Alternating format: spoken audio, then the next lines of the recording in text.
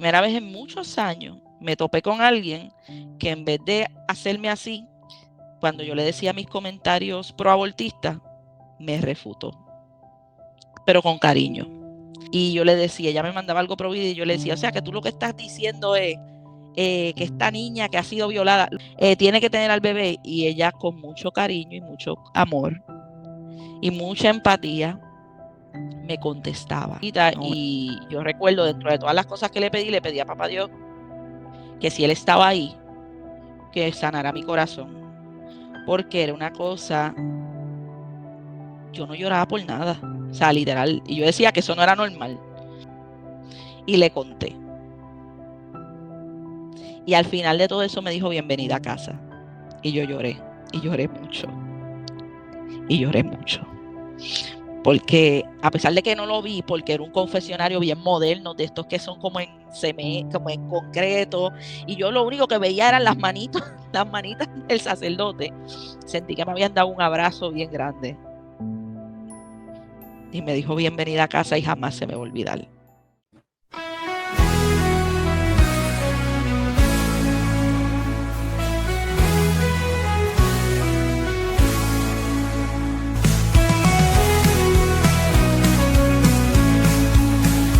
Hacia el cielo brillante,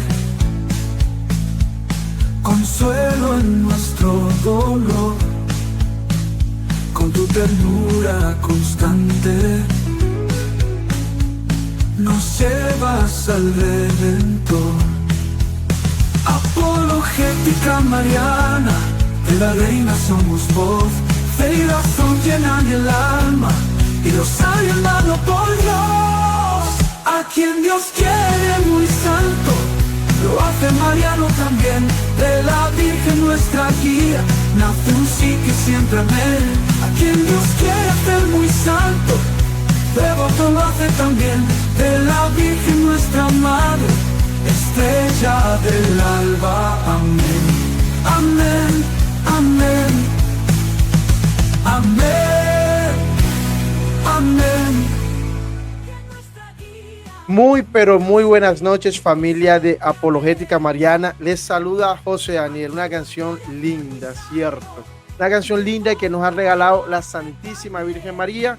Agradecemos también a mi amigo Will Toro, Enfoca tu Fe, que compuso la canción. Hermanito Will, muchas gracias, sé que estás ahí en el chat.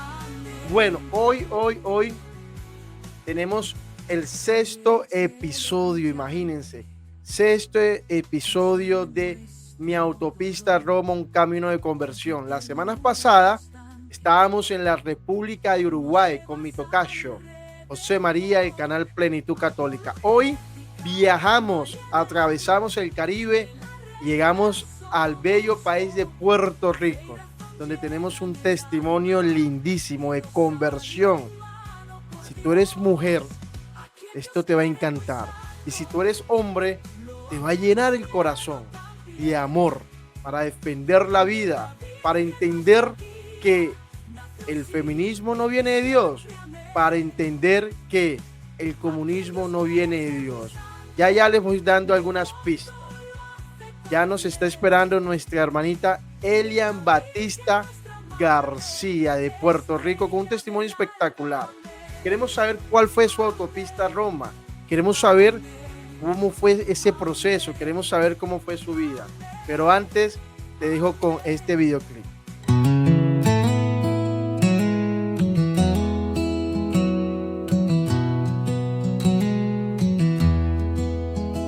Un viaje inicia en mi corazón, paso a paso hacia la redención. Las luces guían hacia el destino, un camino lleno de fe y sentido. Mi autopista a Roma va, con historias que iluminan más, testimonios de amor y de verdad, un sendero hacia la eternidad. Ven conmigo y escúchalos hablar. En su andar encontramos paz. Mi autopista a Roma está abierta para todos sin mirar atrás.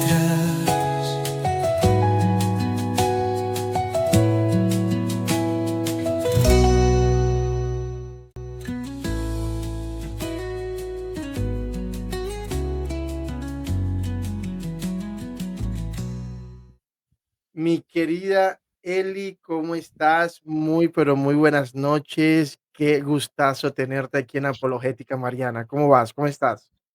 Todo bien, gracias a papá Dios.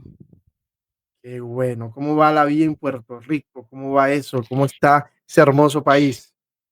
Caluroso, digo, aquí siempre hace calor, pero en verano más, En verano más. Ok. Aquí Barranquilla también es bastante caliente, entonces como que estamos en casa. básicamente. Bueno, mi querida Eli, queremos conocer tu historia, queremos conocer por fue tu autopista a Roma, queremos saber quién es Elian Batista García. Pero antes, ¿qué te parece si le entregamos todo al Señor? ¿Nos regalas una oración?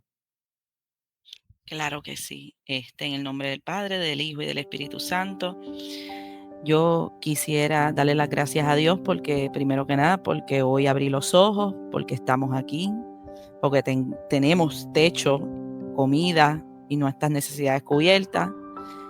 Me gustaría pedir el acompañamiento de la Santísima Virgen durante este video, de San Gabriel, que es el patrón de las comunicaciones, y por supuesto de Carlo Acuti, para que todo salga chévere. En nombre del Padre, del Hijo y del Espíritu Santo. Amén. Amén, amén. Bueno, muchas gracias, Eli. Y bueno, queremos saber cuál fue esa autopista que te llevó a Roma, pero iniciando desde el principio de la autopista. ¿Quién es Eli? ¿A qué se dedica? ¿Cómo fue tu niñez? ¿Cómo fue tu infancia, tu juventud? ¿Eres Mm, casada, soltera, religiosa, vamos a ver. etcétera, etcétera?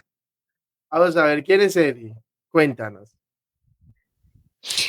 Pues, ¿quién es Elian? Pues yo soy la única hija de un matrimonio que se criaron cada cual en una corriente cristiana diferente, pero ninguno de los dos practicaba nada. Mi papá era pentecostal, como diría nuestro querido Santi, de hueso colorado, y perdón, de los que hay un fin del mundo cada 5 minutos.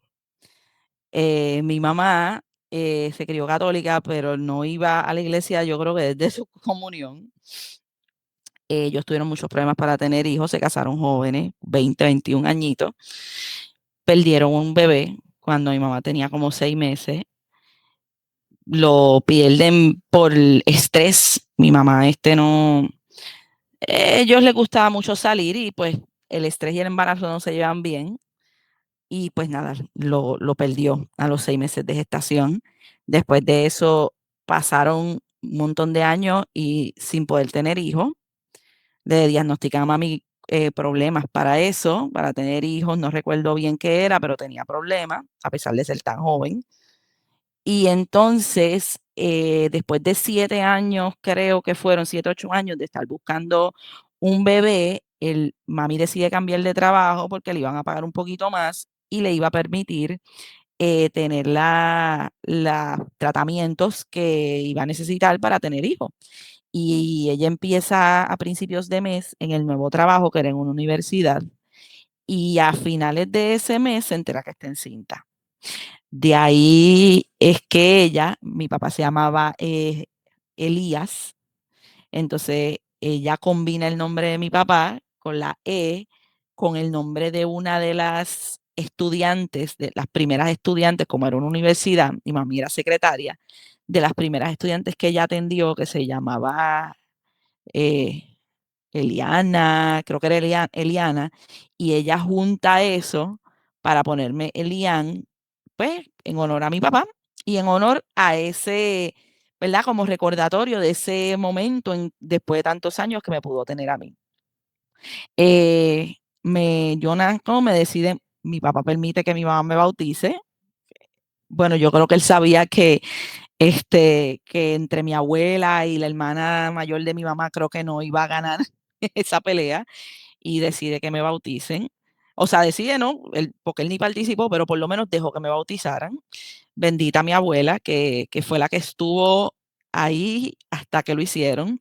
Por poco me niegan el bautismo, porque a pesar de que en aquel momento, que fue en los 90, o sea, con las reformas del Vaticano II, quedó sumamente claro que no se le podía negar el bautismo a un niño por la condición de sus padres matrimonial, pero pues el cambio no es tan rápido. Y el primer sacerdote que se acercaron, con mis papás, que dije que no, que cada uno se crió en una área del cristianismo diferente, ellos no estaban casados por la iglesia y él no me quería bautizar. Siguieron buscando a todo esto mi tía y mi abuela, porque mi mamá ya estaba lista para no bautizarme, y van a un sacerdote que en una comunidad bastante pobre. O sea, y él es el que acepta, le explican la situación y él es el que acepta bautizarme. Era bien gracioso porque cuando van a la entrevista, que quien primero va es mi tía, que mi tía es mi madrina, es la hermana de mi mamá, su única hermana, cuando ya les empiezan a explicar, el sacerdote dice mi tía que se quedó como que, porque mi papá era pentecostal, mami era criada por el catolicismo y ellos se casan en una iglesia episcopal, anglicana. Sí, o sea, que ninguno de los dos iba a esa iglesia, pero se casaron por ahí. Bueno, el pobre sacerdote estaba bien confundido. Nada, me bautizan. Mi papá muere cuando yo tengo 3 años de un accidente de tránsito. Y me terminan criando se forma como una familia bien extraña entre mi mamá, que todavía era muy joven, mi tía y mi tío que no pudieron tener hijos, nunca pudieron, por más que intentaron, y mi abuela. Entonces yo digo que yo tengo 4 mamás. Mi mamá de nacimiento, mi tía que me crió y es la que me enseñó a rezar, mi abuelita y mi mamá del cielo. Tengo muchas mamás. Me crié en un colegio católico porque mi tía ayudó a mi mamá y en un colegio privado católico y allí desde pequeña hasta que me gradué. Así que exposición a la fe, muchísima. Eh, Aunque sí tengo que decir que cuando ya estaba en lo que sería en secundaria, los últimos años, pues como todo adolescente empiezo a despegarme un poco, eh, a tratar de quitarle importancia a las cosas de la iglesia, porque eso no se veía cool con mis amistades. Este, Disculpe, yo te hago una sí. pregunta, Eli. En ese momento, cuando ya estás tu adolescencia, ¿tú vivías con tu papá, con tu tía o con quién vivías? Con mi mamá, mi papá, acuérdate que había muerto cuando yo tenía 3 años. De hecho, yo no me acuerdo de él. Yo no me acuerdo para nada. Tengo fotos. Em, Pero tu mamá también falleció cuando tenía 3 años. no, mami estaba viva. Lo que pasa es que mi mamá como que le dio bien fuerte la pérdida de mi papá. Y mi mamá, yo la quiero y la adoro, pero como que este retroceso emocional que dan algunas personas y ella como que no estaba tan Eli, madura. disculpa, si aquí hacemos un Tranquila. paréntesis. Quien falleció en el accidente de tránsito fue tu papá. Mi papá. Ay, yo escuché mamá, Tranquilo. por eso te hice la pregunta. Yo escuché mamá, fue tu papá quien falleció, pero tu mamá está viva. Sí, está viva. Eli, y en esa etapa de esa adolescencia que estabas así como conociendo nuevas amistades, ¿vivías con tu mamá, con tu tía, con tus familiares? Con mi mamá, vamos a decir, de lunes a jueves, y los fines de semana siempre me iba con mi tía. De hecho, de toda la vida yo he tenido un cuarto en su casa. Ese es el cuarto de la nena, como ellos le dicen. Y yo me iba los fines de semana con ellos. Y por las tardes, cuando salía del colegio, estaba con mi abuela. Sí, es bien raro, pero para mí eso era sumamente normal. Tengo que decir que si bien es cierto que pues mi papá no estaba desde que yo tenía 3 años, tengo que dar muchas gracias a papá Dios porque ahí estuvo la figura de mi tío, que ese yo digo que es mi San José, trabajador y calladito. Ese fue y es mi papá. Así que papá Dios no me dejó sola en ese aspecto, tuve una figura ejemplar, ejemplar. No pude haber tenido una. Y si yo pudiera hablar con mi papá hoy día, yo creo que ellos se llevaban muy bien, de hecho. Ellos dos, esos cuñados se llevaban súper bien. Él no hubiese podido escoger una figura para sustituirlo a él mejor que esa. Así que, pues en ese, ¿verdad? Vivía con todo el mundo. La respuesta a tu pregunta es vivía con todo el mundo. Un ratito con mi abuelita, un ratito con mi tía y un ratito con mi mamá. Mis amistades, pues, a pesar de todo, pues, que yo me empezaba a alejar de la iglesia, pero mira qué cosa. A pesar de que yo tenía unas ideas cada vez más, lo que diríamos modernistas, bastante común para un adolescente, yo tenía algo que era un don que te tengo que decir que lo perdí con el tiempo y entenderás por qué, porque papá Dios al que no usa los dones, pues se los quita. Yo tenía una capacidad para acordarme de versículos y cosas. Claro, yo llevaba toda la vida cogiendo clases de religión. O sea, yo tenía Claro, una, porque estudiabas en un colegio católico. ajá, y el colegio que teníamos al lado también era católico. Entonces era como que el de al lado era más católico aún porque tenía monjas. Así que imagínense. Así que yo tenía esa capacidad y por más que me alejara, yo era como la amiga del grupito, era como la amiga santurrona, por decir así, porque era la que siempre, eso no está bien.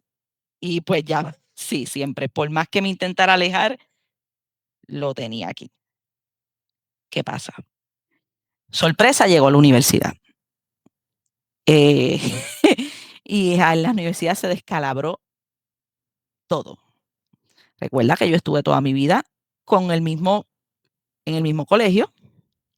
Casi el grupo de la gente con la que yo estudié eran prácticamente los mismos durante 13 años.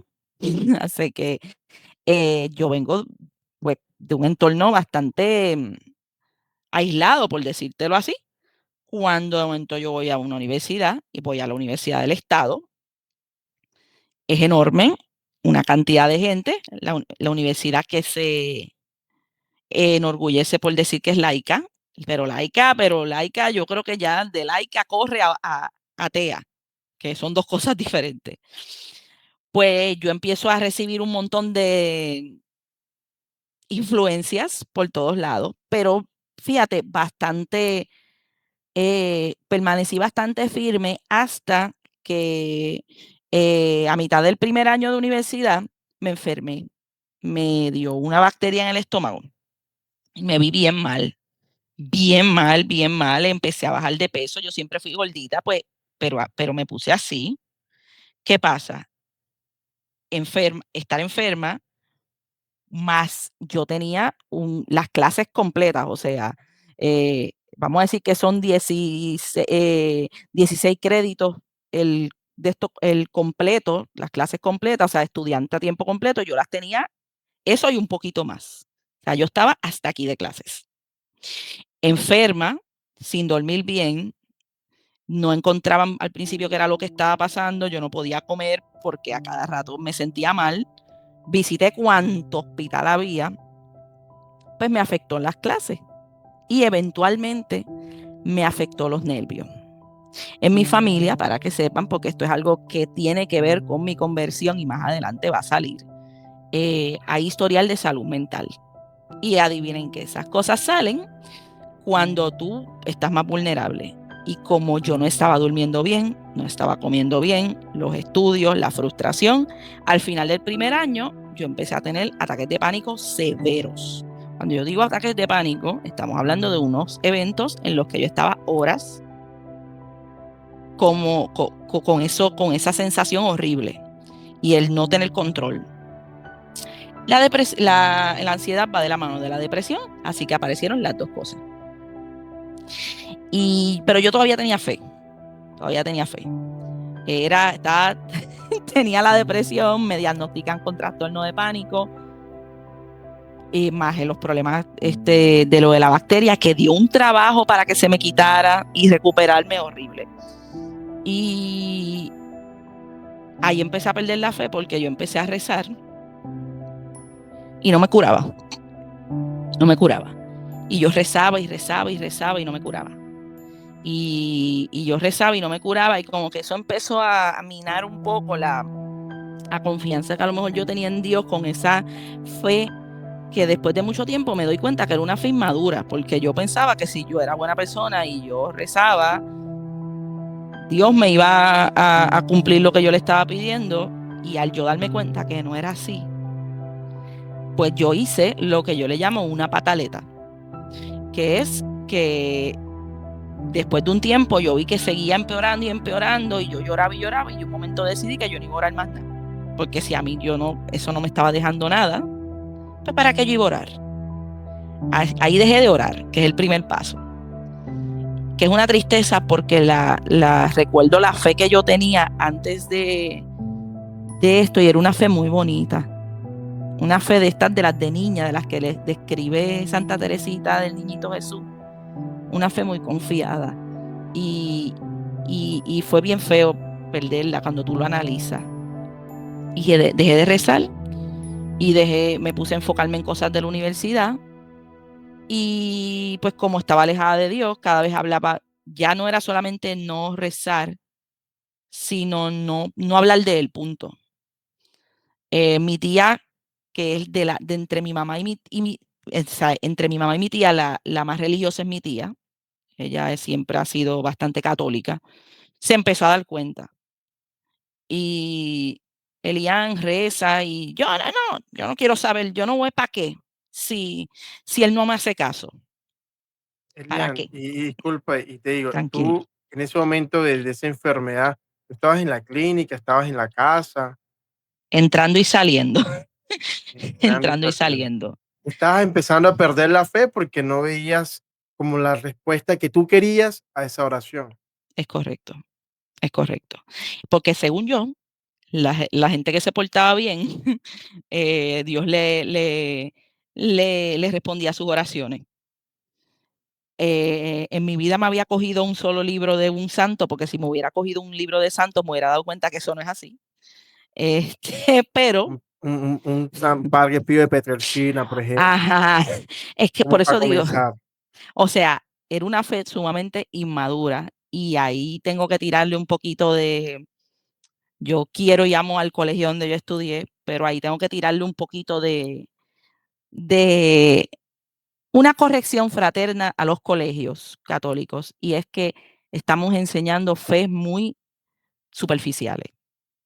Porque el que yo haya estado 13 años en un colegio y yo no haya escuchado la historia de un solo santo en mi vida, o sea, mencionado, pero que te quiero decir que no estudiar la historia de los santos, o sea, fatal. Mi tía, Hoy en día tenemos a Carlo Acutis, ahí atrásito sí, se puede ver, por ejemplo, el 7 de septiembre, si Dios quiere, va a ser canonizado y bueno, podemos, los invito a que lean un poquito la historia de Carlo Acutis, cómo ofreció sus sufrimientos por el Papa y por la Iglesia. ay Dale, sí, ay sí, es un ejemplo que a mí me hubiera gustado tener en aquel momento, que los hay, porque lo que pasa es que hay santos jóvenes, lo que pasa es que como que con Carlos ha resurgido, ha puesto en evidencia cuánta herencia de santos jóvenes, de santos niños tenemos en la iglesia, que la gente como que se le había olvidado.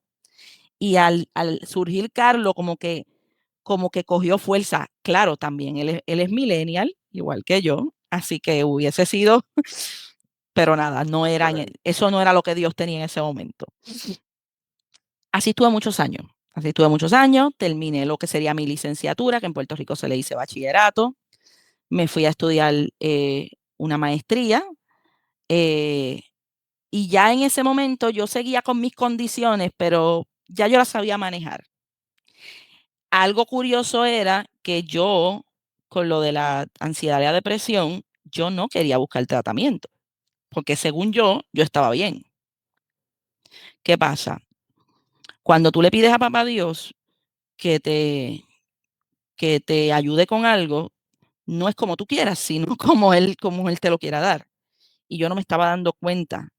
Tuve mucha gente a mi alrededor, Elian, busca ayuda, y yo lo único que repetía era cosas como, si Dios me quisiera ayudar, Él me podía ayudar, si Él quisiera, me lo pudiera quitar, y no lo hizo. Y cada vez decía cosas más blasfemas.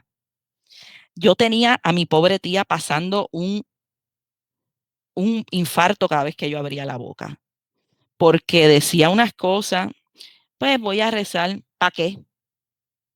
Ahora, hubo algo que yo nunca me atreví a decir, a pesar de que lo sentía en el corazón. A pesar de que yo estaba viviendo como una persona agnóstica, o sea, una persona que no tiene constancia de Dios y que no lo busca tampoco, hubo algo que yo nunca me atreví a decir, y es que Dios no existía. Nunca me atreví. Y estuve así, y pues lo tengo en la mente los momentos exactos en los que estuve a punto de hacerlo. Te juro que sentía a mi abuela, que ya en ese momento estaba fallecida, mirándome por acá.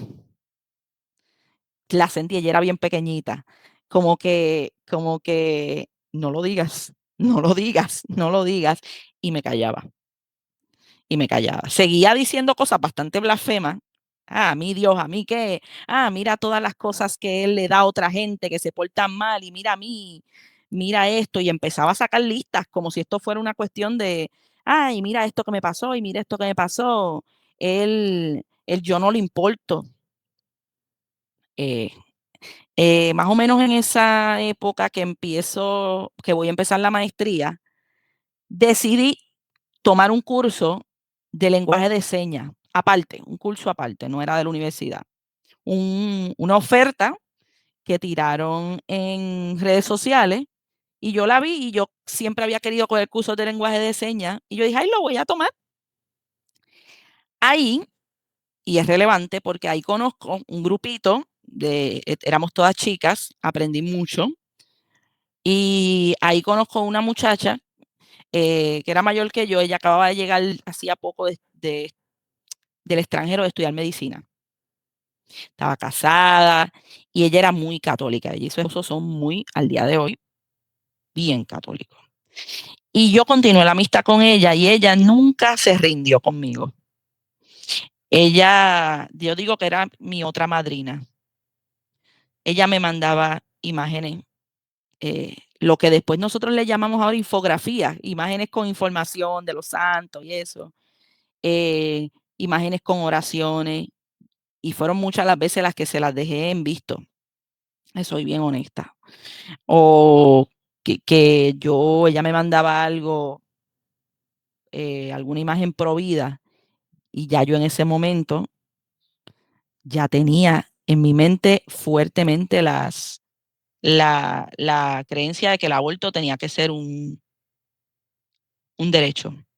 Eso fue en la A universidad. ver, y te hago una pregunta. Cuando ya tú empiezas a tener esas ideas, como lo que acabas de mencionar, eh, a qué se debe eso? ¿Cómo entraste a ese mundo de ir, digamos, teniendo esas creencias?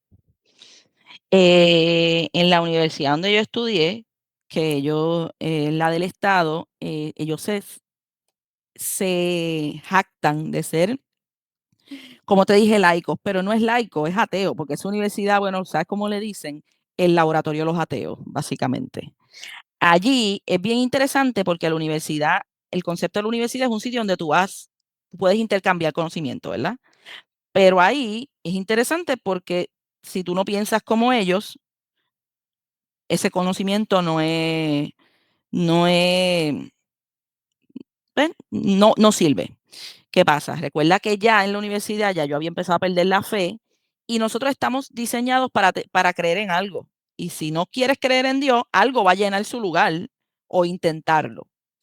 Y yo estudié en la peor de las facultades, peor porque era una de las más problemáticas, que era la Facultad de Ciencias Sociales.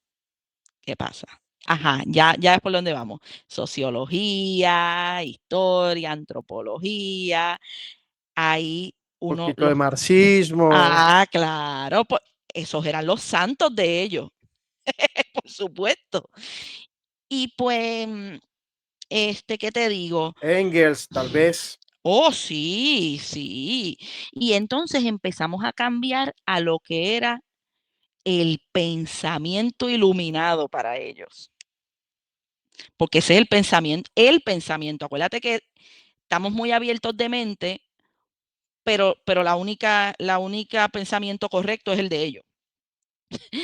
Y pues empecé a tomar clases con profesores que cada vez más me traían el tema del socialismo, del comunismo, obviamente no teniendo una fe en ese momento y queriendo hacer amigos. Acuérdate que yo estuve toda la vida con el mismo grupo de gente en el colegio.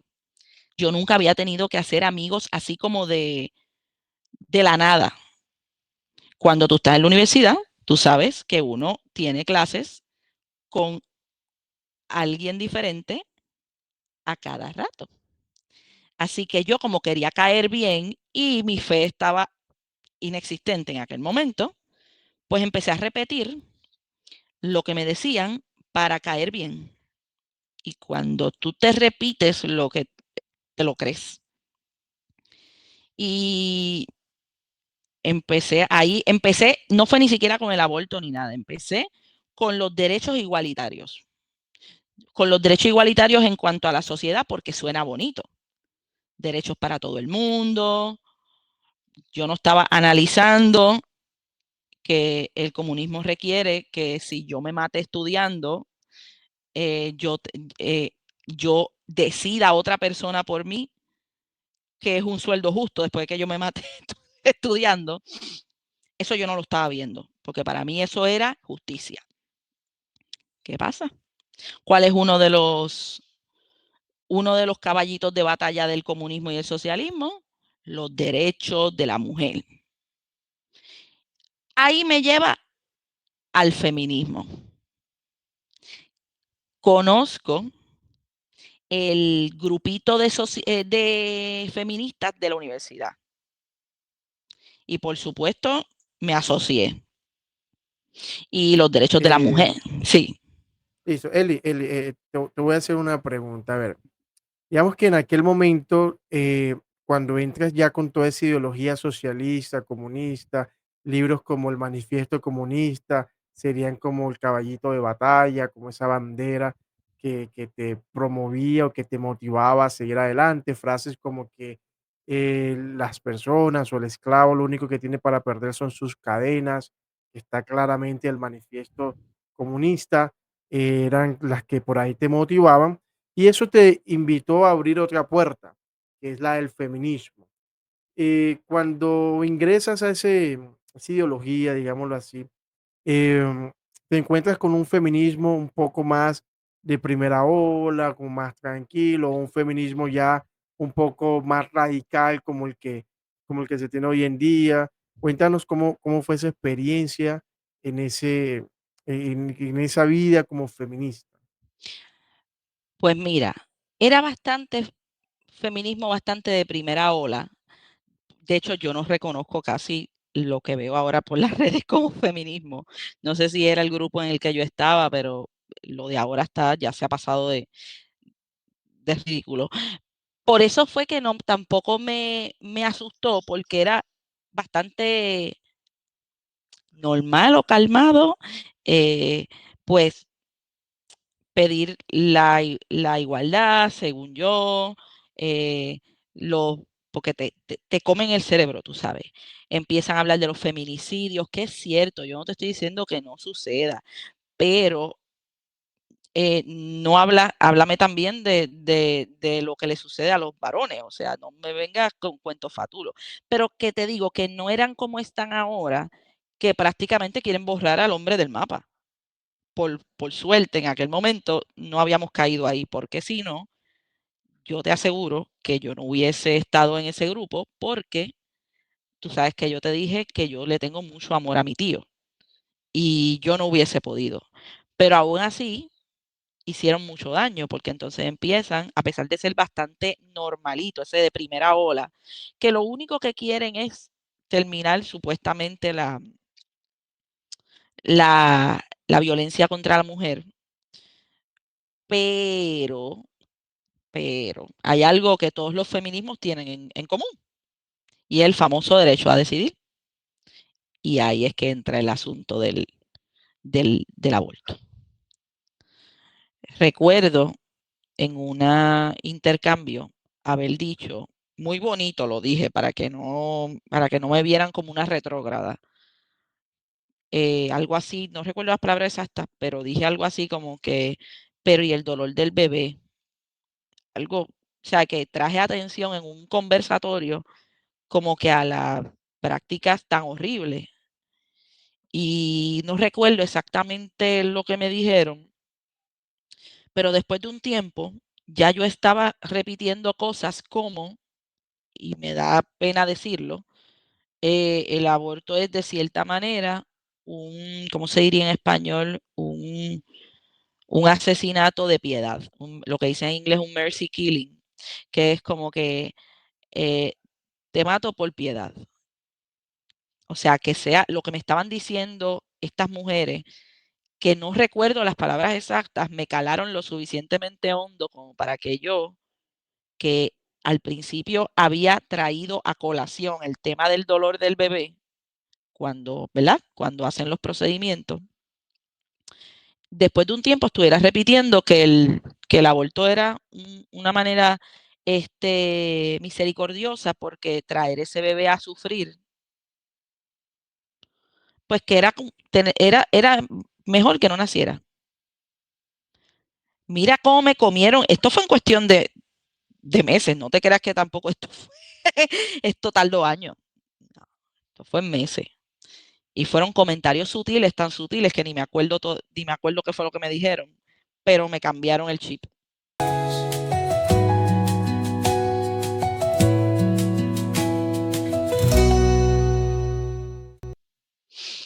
Pues en cuestión de unos meses ya fueron comentarios lo suficientemente sutiles como para que yo cambiara mi manera de pensar. Y yo no me di cuenta. Entonces, recuerdo una conversación que fui donde mi tía, la católica, y le hice este comentario como que estábamos hablando del aborto, y Titi, que después ella cambió de parecer, pero me dijo algo que no ayudó a la situación. Y lo voy a decir porque hay muchos católicos que, al igual que ella, dicen comentarios similares. Me dijo, bueno, para que vengan a este mundo a sufrir.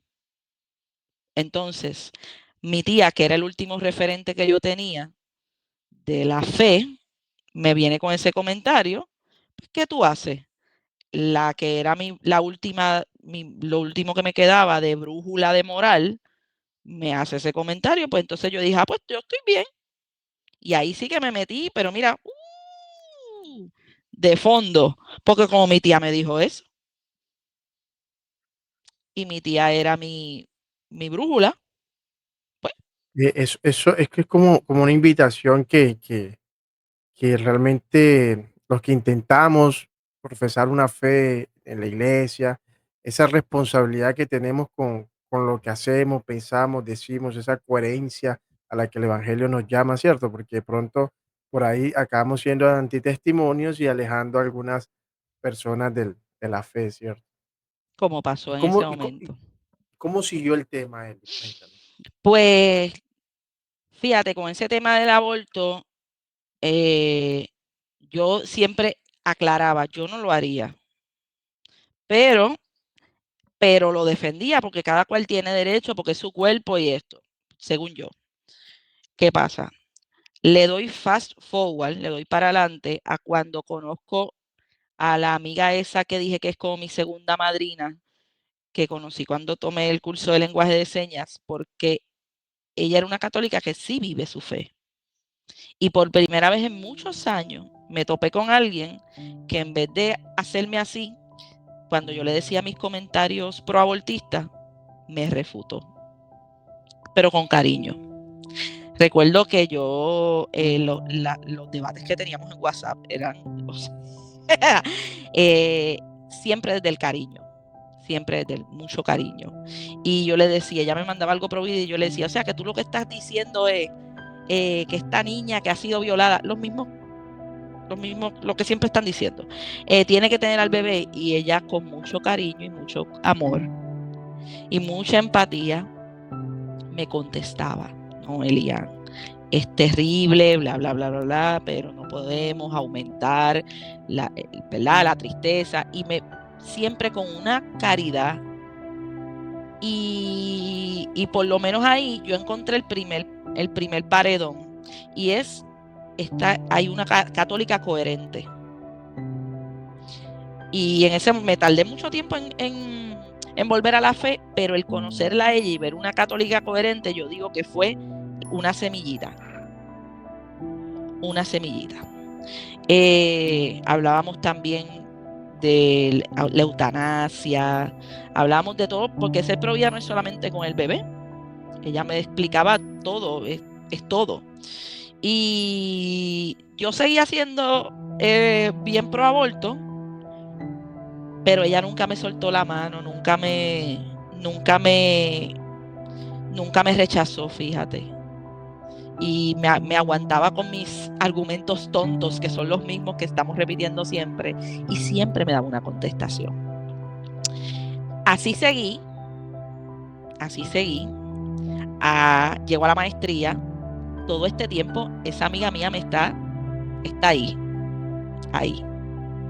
A pesar de ser, tú sabes que a veces nos dicen que nosotros como católicos, y es cierto, debemos rodearnos de gente que nos ayude a construir nuestra fe, y es cierto.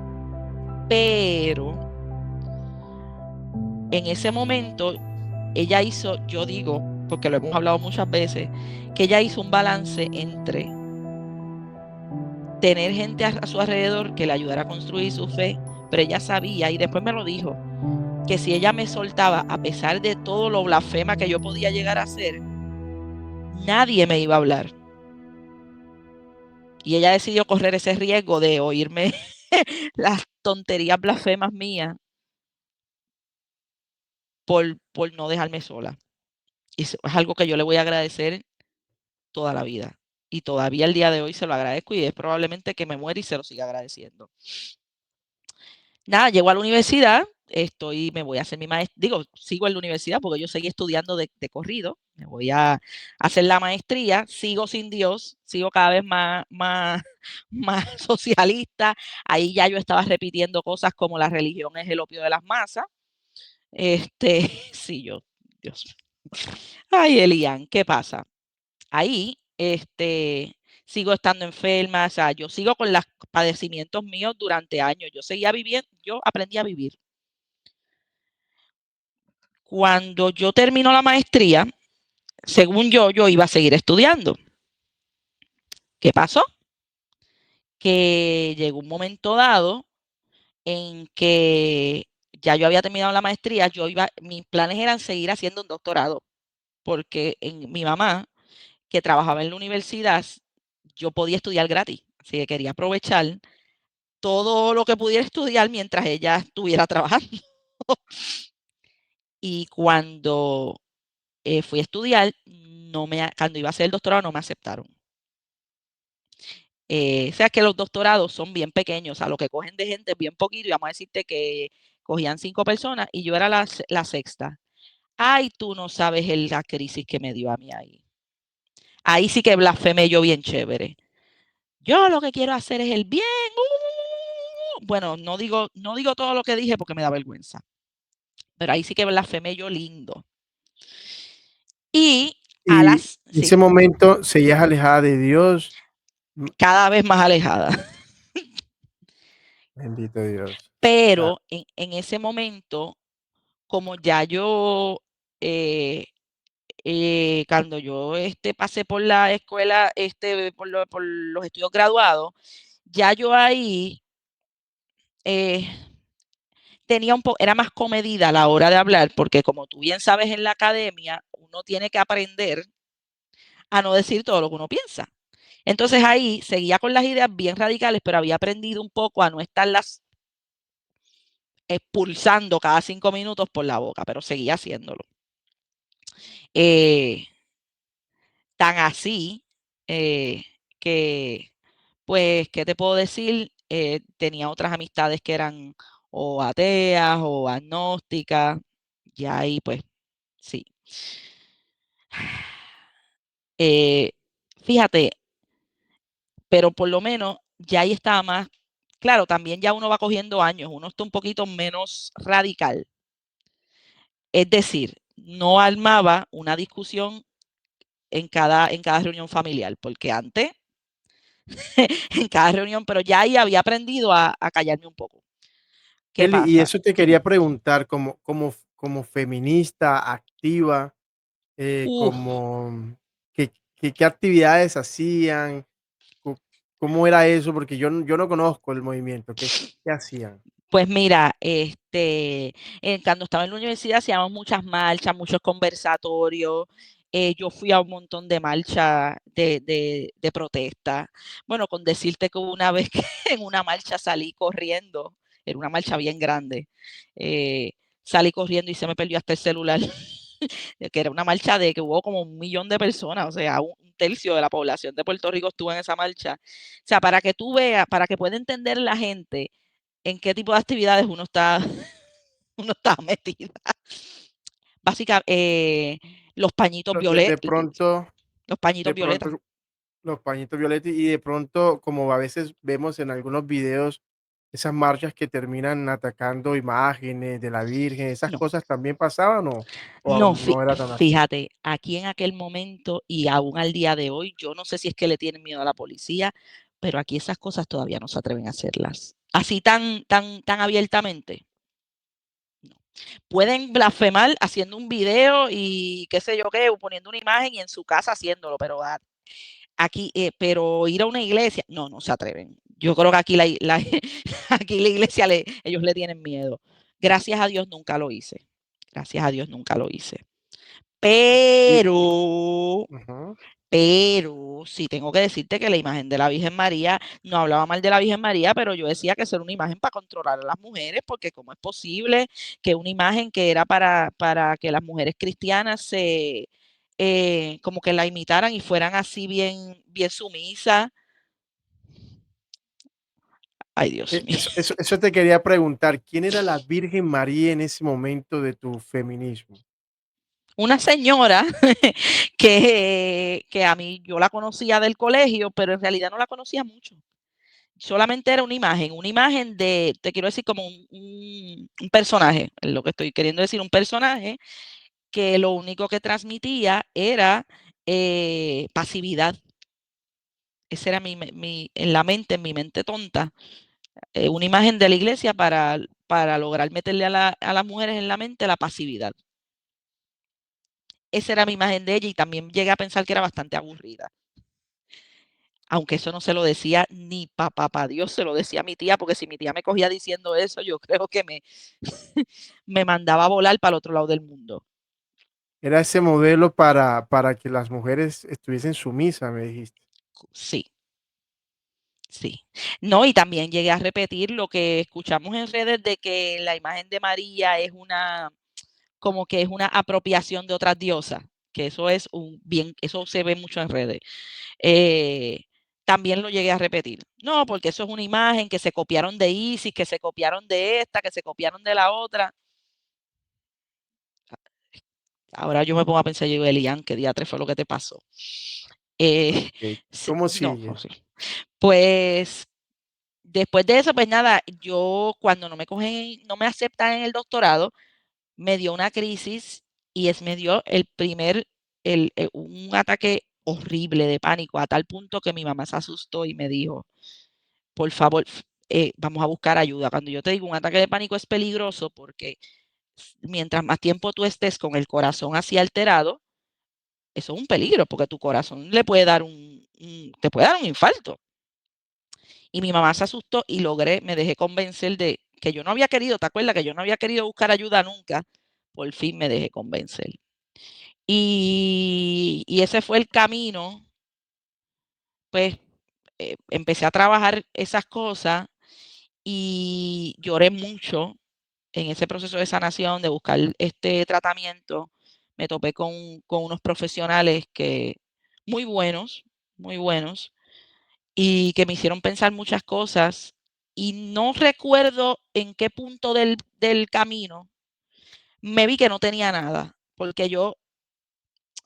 en mi mente yo tenía unos planes ya establecidos y al verme sin nada, bajo tratamiento, yo quería estudiar y no podía porque me dijeron que tenía que poner pausa a los estudios por la condición, porque los estudios son fuertes.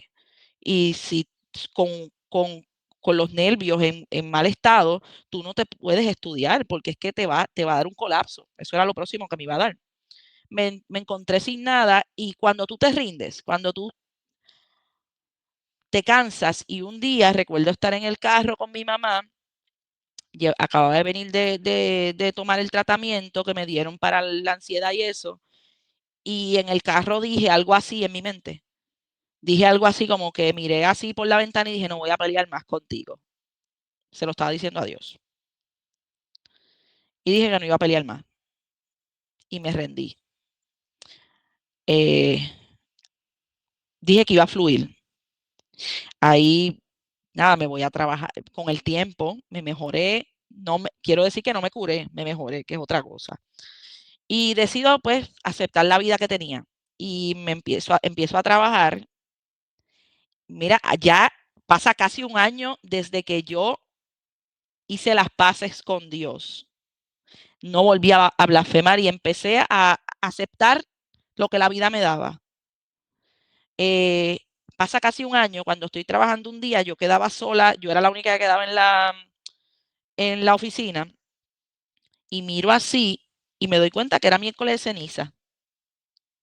No me preguntes por qué, porque yo no había tocado una iglesia en como 10 años, exceptuando para bodas y eso, que tengo que decirte que cada vez que llego a una boda católica, casi siempre terminaba saliéndome de la iglesia, porque a la hora de los votos, para mí los votos eran sumamente machistas. Así que yo no había cogido una misa completa en años. Y no sé, yo dije, ay, mira, ay, hoy es miércoles ceniza, no me había dado cuenta. Y mira la hora que es, y algo me dio con buscar en Google, y cerca de donde yo vivía, había misa en una hora. Yo dije, yo creo que si me voy ahora llego. Pero así todo fue bien random. Yo creo que me voy y fui a la iglesia. Y fui al miércoles de ceniza, que yo estaba así. Quedaba un solo asiento cuando llegué, porque fui la última que llegué y era el mío. Era el mío. Una señora que sacó su bolso para que yo me pudiera sentar. Y fui a la iglesia. Pero ¿qué pasa? Fui a la iglesia, qué chévere. En eso yo reconecto con una familiar mío, que ella estaba yendo a una iglesia protestante, y ahí me dio como duda.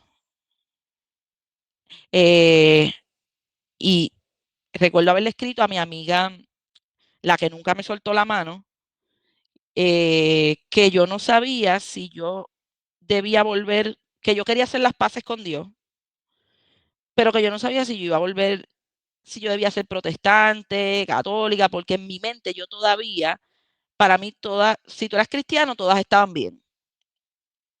Recuerda que yo vengo de una familia que mis papás no tenían uno tenía una fe y uno otra, entonces eso lo que hace es que de cierta manera tú igualices, como que todo está bueno, todo es chévere. Y mi amiga muy sabiamente me dijo que algo así como que tenía que confiar en que Dios me iba a llevar a lo que él entendía que era el lugar mejor para tener una mejor relación con él, algo así. No me dijo vuelve a la católica, tuvo mucho cuidado. Y yo, pasó otro año, o sea, que esto fue bien lento, pero me invitan a un culto. Yo dije, ya en ese momento yo había accedido como que a ir a diferentes iglesias a ver dónde yo me sentía bien. Sí, una tontería. Y esta familiar me invitó a un culto y gritaban mucho, así que yo dije, aquí no es, aquí no es, porque era una de estas iglesias neopentecostales. Después mi amiga me dice, bueno, pues ve en las históricas, luteranismo, el anglicanismo, pero, cuando antes de ir, yo dije, yo no me voy a pasar este susto otra vez, yo voy a investigar a ver cómo son estas iglesias. Y no recuerdo si era una luterana de estas más modernas. Sabes que las luteranas más antiguas son más parecidas a las católicas, las más antiguas, pero las más modernas son las que casan gente de la comunidad arcoíris y esas cosas. Como te digo, era como más moderna, no tenía ni una sola imagen, no usaban crucifijos. Y yo creo que vi un video o algo. Y no recuerdo qué decía el video, pero yo después de ese video yo caí en cuenta que si yo me iba por una rama protestante, yo iba a tener que abandonar a la Virgen. Pero tú me vas a decir, Elian, pero tú me dijiste que tú no la conocías. Es cierto, yo no la conocía. Pero yo tenía una medalla que yo había estado mucho tiempo sin usar, que me la había vuelto a poner hacía poco tiempo, que era esta medalla, es de la Virgen de Guadalupe. Después de yo sabía, me la regalaron cuando yo tenía 15 añitos. Y me la regaló mi tía. Y yo sabía que si yo iba a una de esas iglesias, yo iba a tener que botar esa medalla. Y después eso me llevó a pensar que si yo tenía que botar esa medalla, yo tenía que botar uno de la herencia más bonita que yo tenía de mi abuela, que era su colección de rosarios. Yo nunca los había rezado, pero eran los rosarios de mi abuelita y yo no quería salir de ellos. Y yo pensé que me iban a obligar si alguien de la iglesia, yo pensando bien en el futuro, si alguien de la iglesia iba a mi casa y se daba cuenta que yo tenía rosarios, me iban a decir que tenía que botarlos. Y cuando yo me pensé en que yo tenía que salir, que de hecho tengo parte aquí de los rosarios de mi abuelita, ahí como que ya no me gustó, que ya no me gustó. Y ahí decido a ir a una misa, a otra misa, que ya yo no había vuelto a la iglesia desde aquel miércoles de ceniza. Decidí volver a la iglesia. Ya para ese momento era Semana Santa. Yo no sabía lo que era una adoración. Yo no sabía nada. Yo empecé a ir a la iglesia que empecé a ir, me invitan a una adoración, a la adoración de los monumentos el Jueves Santo. Yo dije que sí. Yo no sabía lo que yo estaba yendo. Te lo juro que yo no sabía nada.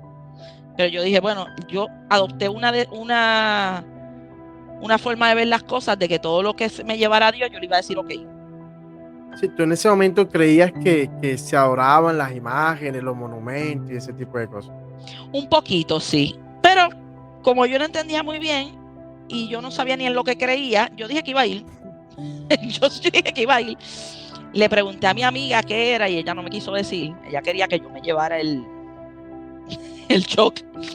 Y lo adornaron bien bonito, el monumento, bien bonito. Y yo creo que esa fue la primera vez que yo me arrodillé en mucho tiempo.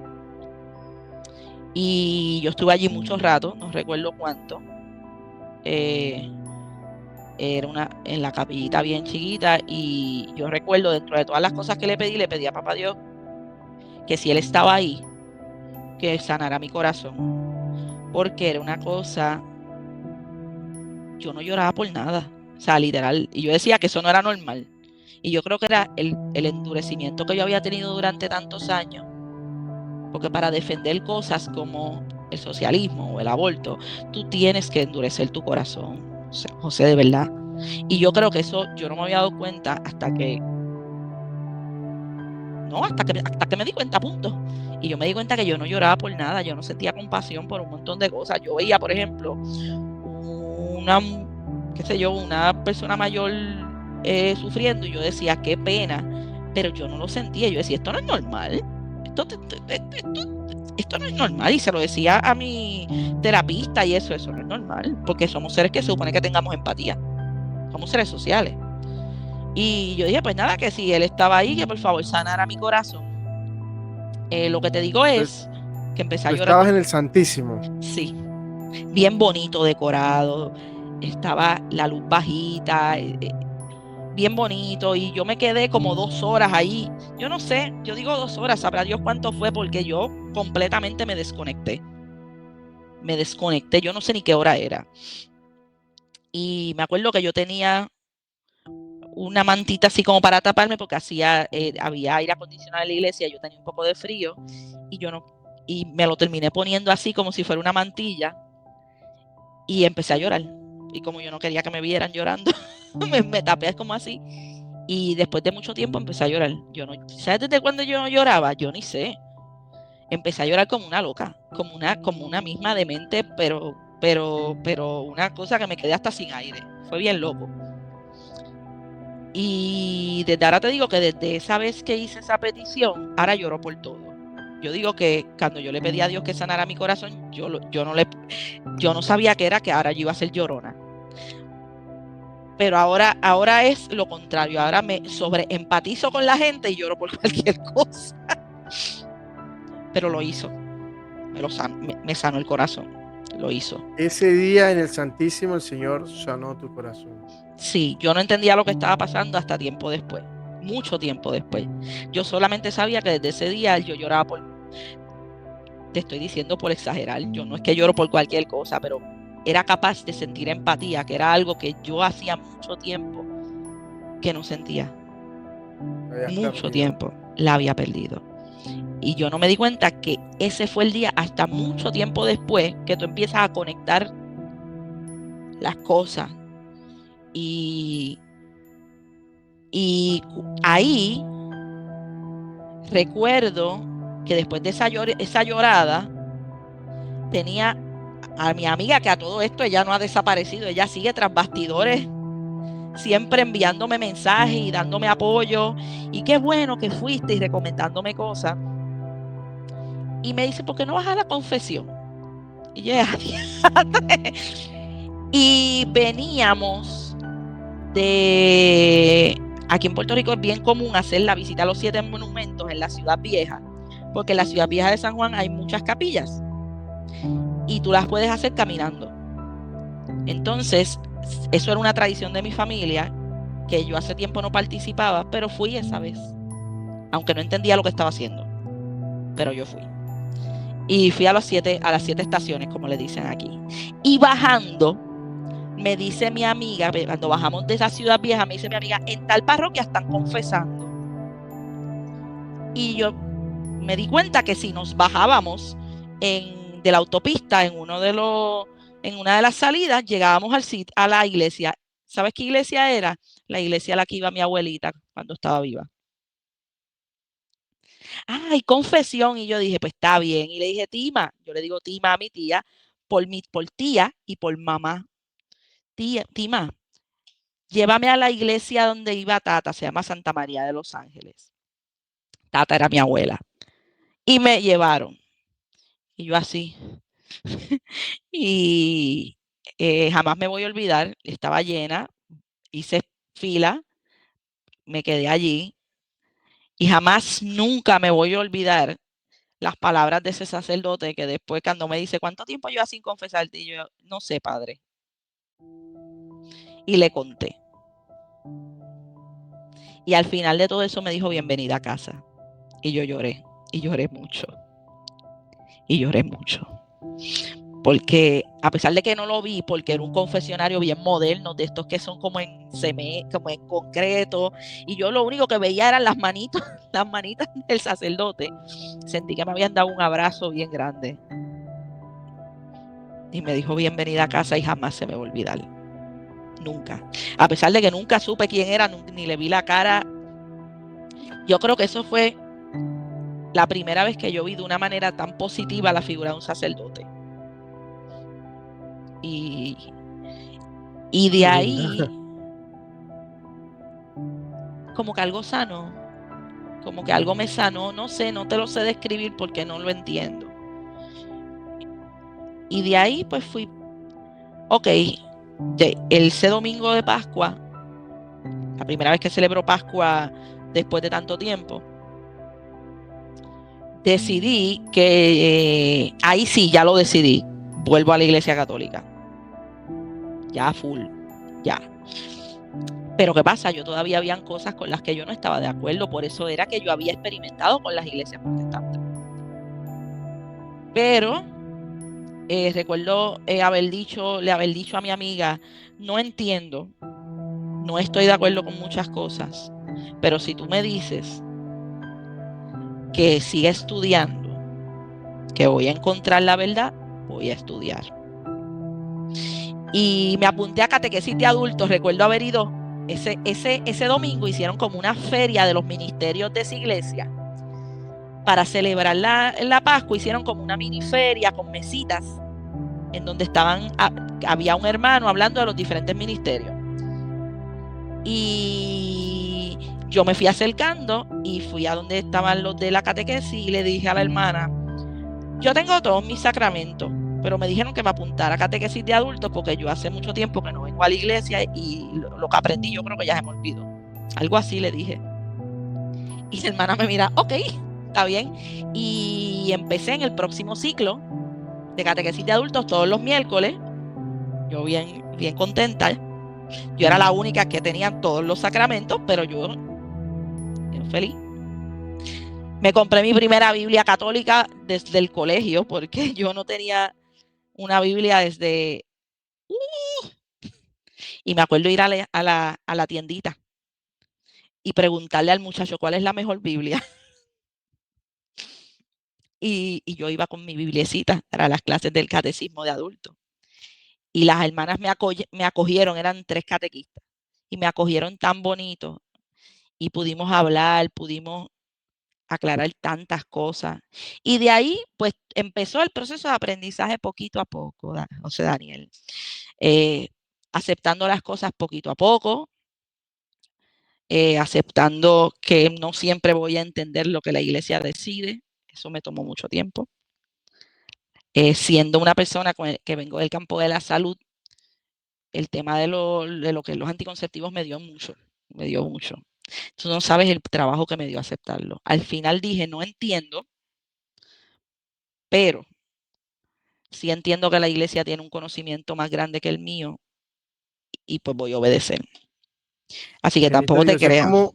Es como un desaprender para aprender, pero en Cristo. Encíclica, por ejemplo, la Humanae Vitae de Pablo VI, San Pablo VI.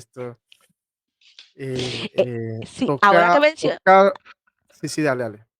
Ahora que mencionas a San Pablo VI, me acuerde de algo. Yo que por primera vez, cuando yo estoy en catecismo adulto, empezamos a hablar de la vida de los santos. Y me da con aprender de los santos. Y el primer libro que cogí en mis manos de un santo era Santa Teresita del Niño Jesús, con su famoso caminito espiritual. Y era súper chévere porque yo no me creo y todavía no me creo capaz de las grandes cosas como Santa Teresa, como Santa Hildegarda, como Santa Catalina. No me siento capaz de eso, pero sí me siento capaz de hacer algo tan pequeño como decir, no entiendo, pero confío, que era lo que decía Santa Teresita. Y yo dije, oye, esto me parece más posible. no me siento capaz de hacer grandes sacrificios, todavía no. Tal vez en unos años, quién sabe. Pero dije, oye, esta muchacha me cae bien. Y ahí empecé a leer de los santos, poquito a poco. Y ahí me di cuenta, sorpresa, sorpresa, las santas no eran ninguna mujeres sumisas ni tontas como yo pensaba, y me empiezo a topar con estas grandes santas, pero todavía no había entrado en María, todavía no había entrado en María. Pero yo veo estas grandes santas y yo veo, bueno, pues estas mujeres no es, sin tener que ser feministas, mira todo lo que hicieron. Santa Juana de Arco, por ejemplo. No, Santa Juana de Arco. Yo dije, bueno, pero ¿y qué es esto? Estas mujeres, una feminista de hoy día, no llega ni a la mitad de lo que ellas hicieron. O sea, yo dije, oye, estas mujeres están como bien chéveres. Y empecé a descubrir lo que era la feminidad. Y a todo esto, todavía yo no quería, yo como que a María la tenía todavía un poquito relegada, pero leí un libro que ni me acuerdo cómo era que se llamaba, que era, ay, no me acuerdo, pero era un libro como si la persona estuviera entrevistando a la Virgen María. Y no sé, como que me cambió la manera de verla y empecé, por obra del Espíritu Santo, porque esto no era yo, como que se me cambió el chip de verla como aburrida a empezar a ver o sea, qué fortaleza tú tuviste que haber tenido. Primero que nada, para quedarte callada con todas las cosas que te pasaron. Segundo, para no entender muchas cosas y aún así decir que sí. Y empecé a verla como que, esta mujer era bien fuerte, esta señora es bien fuerte. Y ahí y no sé, empecé a estudiar un poco las apariciones marianas y especialmente mi patrona, yo no te lo dije al principio, pero el colegio donde yo estudié, su patrona era la Virgen de Guadalupe. Y no sé, y un día dije, así fue bien loco, fue un día me levanté a trabajar y estaba oyendo un podcast que estaban hablando de la Virgen María y le dije a mi amiga cuando llegué al trabajo que yo había decidido algo así, que ella era mi mamá. Fue bien, todo bien raro. O sea, fue bien raro, no fue algo, sí, hoy ella es mi mamá y le empecé a decir mamá y fue bien raro. Y dije, voy a tener una relación con ella, así de la nada. Y así, y así empecé a conocerla a ella. Así empecé a Y, conocerla. y ahí la Virgen, desde ese momento hasta ahora, ha sentido su compañía, ha sentido que te ha apoyado. Sí, cada vez más, cada vez más. Claro, cuando tú empiezas a tener una vida espiritual, pues tú estás como más a tono con lo que sucede. Sí, de hecho, le pido mucho que me ayude a ser un poquito más como ella y sé que es ella y mi queridísima amiga, por eso yo en los rosarios por la mañana siempre digo los amigos del cielo. Es un concepto que yo aprendí de Santa Teresita. Eh, yo siento que ellas dos me han ayudado mucho a entender muchas cosas, y a darle un virez a la feminidad. Antes yo le tenía a las mujeres que eran amas de casa. Ahí tú no sabes cómo yo las veía como, bueno, no te digo todo lo que decía porque no era muy bonito, pero decía unas cosas y ahora veo la gran fortaleza. Primero que nada, eso es trabajo no pagado, vamos a empezar por ahí.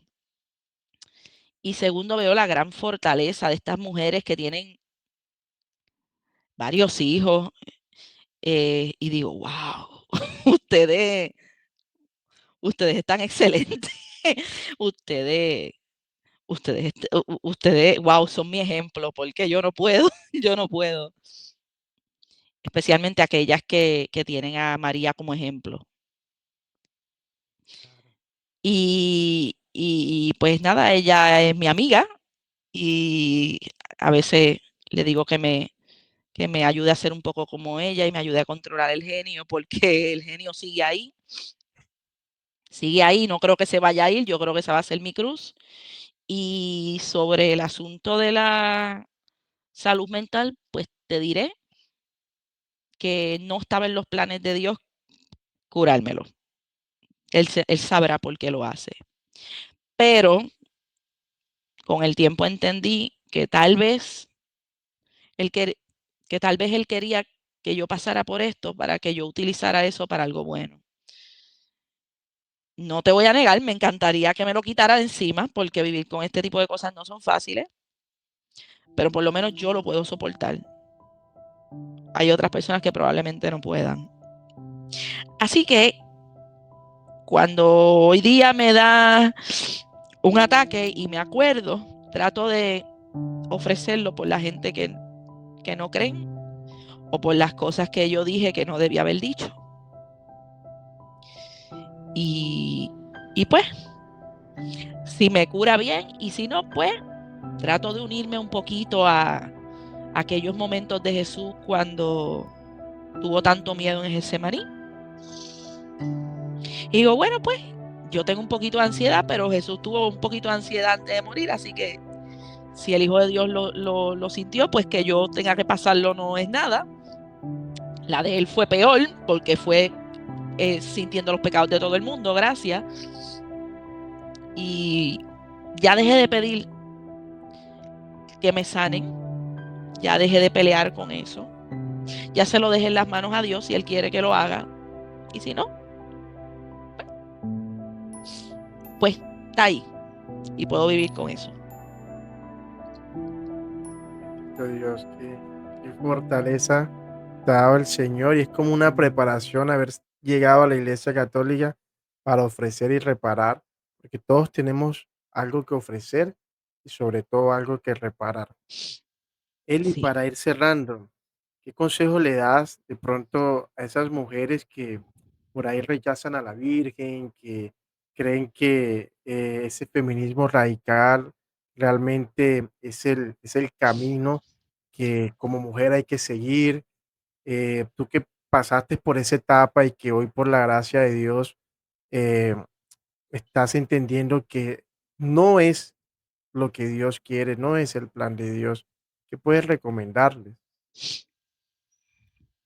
Que entiendan que la fortaleza no está en gritar y no está en hablar fuerte. Se requiere mucha fortaleza para callar. Y eso fue exactamente lo que hizo la Virgen. Cayó durante toda su vida, cayó para aceptar. Que piensen por un momento, dejen de, de pensar en sus propios problemas y piensen lo difícil que debió haber sido vivir en el Israel de aquella época. Una mujer joven con un hijo tan importante como era ese, que se pongan en sus zapatos de verlo crecer, de ver que se aleja para cumplir con la voluntad de su papá, de tenerte que quedar callada porque eres obediente a tu Señor y de verlo morir. Y que aún así se atrevan a decir que ella no era fuerte. Cuando hayan pensado en todo eso, entonces que me digan si ella era fuerte o no. Que analicen, que se pongan en los zapatos de ella por un minuto. Un minutito. Que quiten las leyes de pureza, todas estas cosas que son añadidos. Quiero que se concentren en ella, en su vida, en cómo debió haber sido ser ella. Y cuando lo hagan, que fue lo que yo hice, se van a dar cuenta que ella era fuerte y que hay más de una manera de ser fuerte. No solo gritan.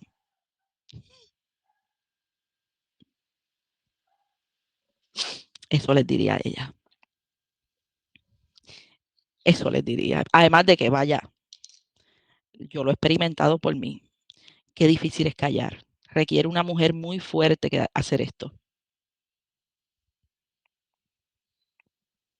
Controlar los genios. Así que eso les digo, chicas, controlar los genios es el verdadero símbolo de una mujer fuerte.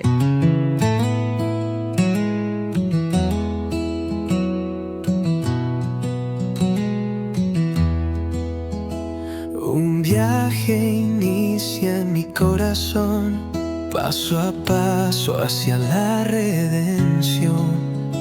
Las luces guían hacia el destino, un camino lleno de fe y sentido. Mi autopista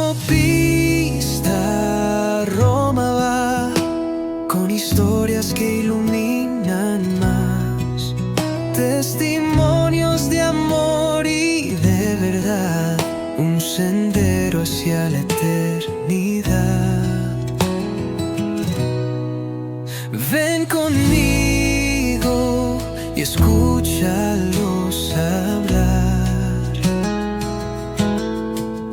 En su andar encontramos paz. Mi autopista